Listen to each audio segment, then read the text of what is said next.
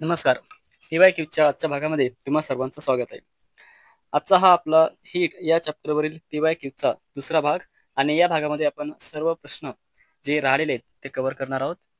करूयात सुरुवात. Observe the given graph and given the following questions. Name the process represented in the figure. At what temperature does this process take place? So this is the anomalous behavior of water, and it is taken between the temperature 0 degree Celsius to 4 degree Celsius. How much heat energy is necessary to raise the temperature of 5 kg of water from 20 degree Celsius to 100 degree Celsius? We have to calculate heat energy, and it is denoted as Q. To find heat energy, Q formula m into C into delta T. इथे m म्हणजेच मास वस्तुमान, C म्हणजे specific heat इथे पाण्याची आहे, आणि delta T म्हणजे तापमानातील बदल, चेंज इन टेम्परेचर.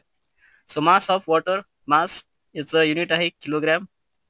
किलोग्रॅम मध्ये दिलेलं आहे 5 kg of water, so mass is 5. Then specific heat of water is 1 and change in temperature आपल्याला 20 पासून 100 पर्यंत वाढवायचे. म्हणजे बदल किती होत आहे तर 100 वजा 20 बरोबर 80 डेल्टा टी. यांचा गुणाकार केल्यास आपल्याला उत्तर मिळेल 400 kilo calorie. Kilo calorie it is the unit of heat energy. इथे क्वेश्चन सेम आहे, फक्त भाषा बदलून आहे. वर आहे when temperature of water is reduced below degree Celsius it expands. आणि खालच्या साईडमध्ये आहे water expands on reducing its temperature below degree Celsius. तर दोन्हीचं आन्सर आहे 4 डिग्री सेल्सिअस.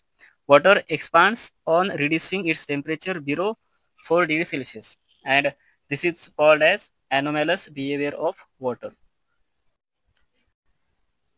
धन्यवाद.